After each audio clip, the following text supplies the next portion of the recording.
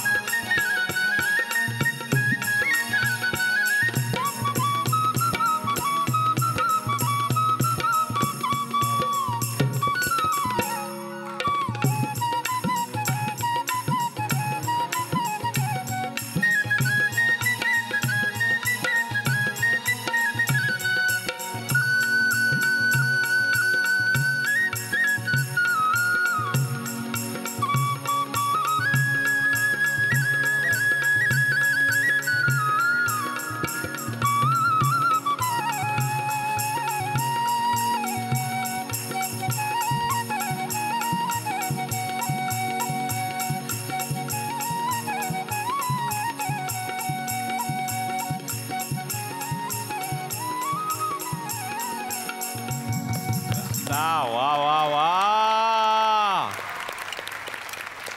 आता मी जी म्हटलं ती 6 इंचाची बासरी. हे लिटरली पेना एवढीच आहे. आपण पेन जे लिहितो ही बासरी वाजवायला जास्त कठीण असते ॲक्च्युली, कारण त्याची छिद्र खूप जवळ येतात.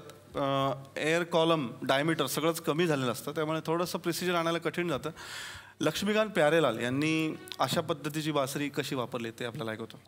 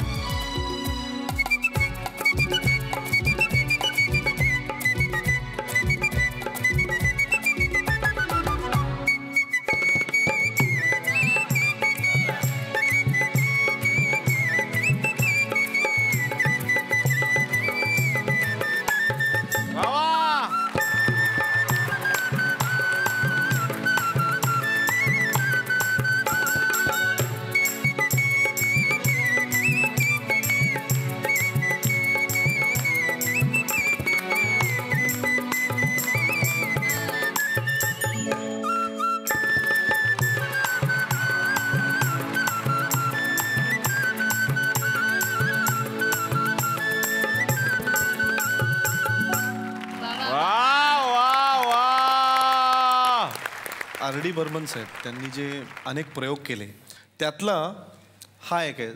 हा साधा पॉलिश पेपर आहे. अच्छा. आता त्याच्यावर आधारित गाणं जर सादर करायचं असेल तर निलेश सर तुमची मदत लागेल मला. मी मदत करू शकतो सर कधी.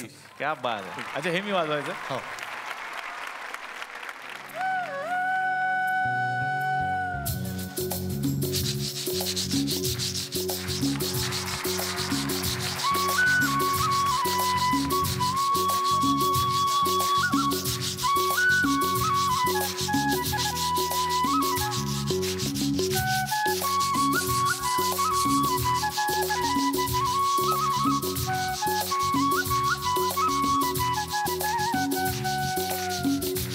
निलेश बाबू कहाँ जाइबो रे.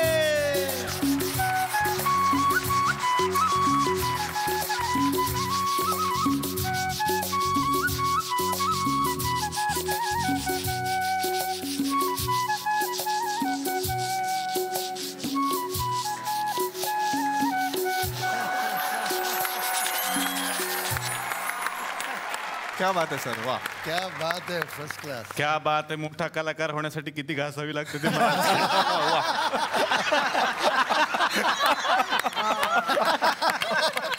आता मी येणार आहे मंजुषाजींकडे.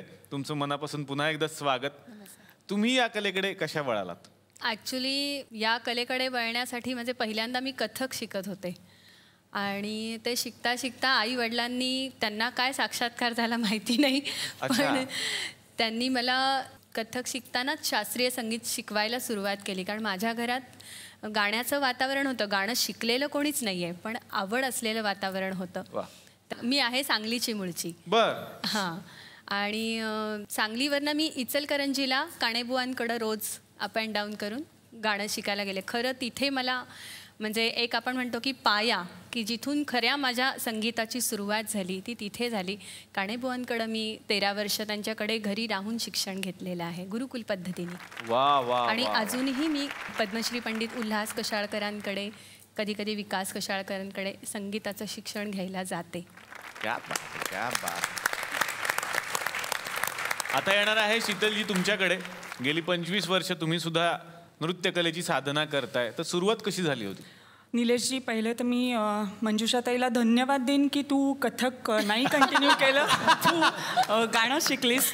खूप खूप धन्यवाद. कारण इतकी तयारीची आणि आत्ताची आघाडीची लोकप्रिय गायिका आहे, तर खूप मनापासून धन्यवाद.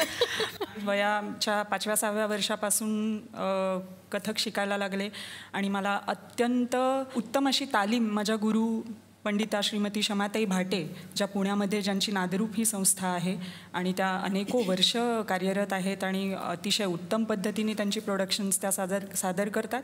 तर मला त्यांच्याकडे तालीम घेण्याचं भाग्य मिळालं आणि प्रवास चालू आहे. शिकते या सगळ्या दिग्गज लोकांकडनं.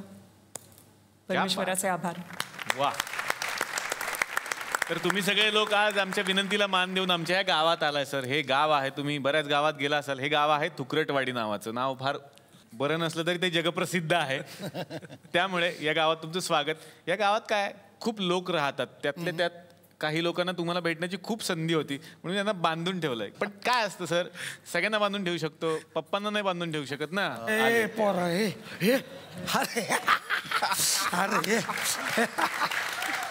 नमस्कार. नमस्कार. ओळखलं का मला? कोण रे तू? मी आधीच सांगतो, हे थोडंसं प्रॉब्लेमॅटिक प्रकरण आहे, त्यामुळे जर काही चुकलं तर मी माफी आत्ताच मागतो. ओळखतो. मी तुमचा मुलगा. अरे हा, काय नाव आहे माझं? कुशल ना?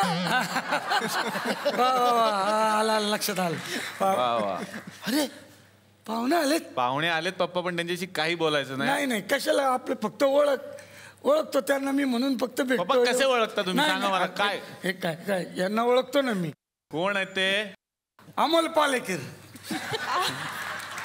सर. अहो काय ऍक्टिंग मस्त. खोटी आहे ना मिशी खोटी आहे ना. पप्पा रामप्रसाद लक्ष्मण प्रसाद शर्मा. नाही खोटी नाही, ओरिजिनल आहे पप्पा. नाही ओरिजिनल.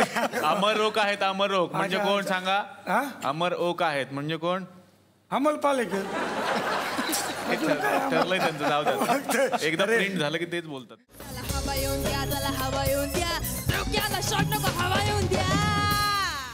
मी मराठी, झी मराठी.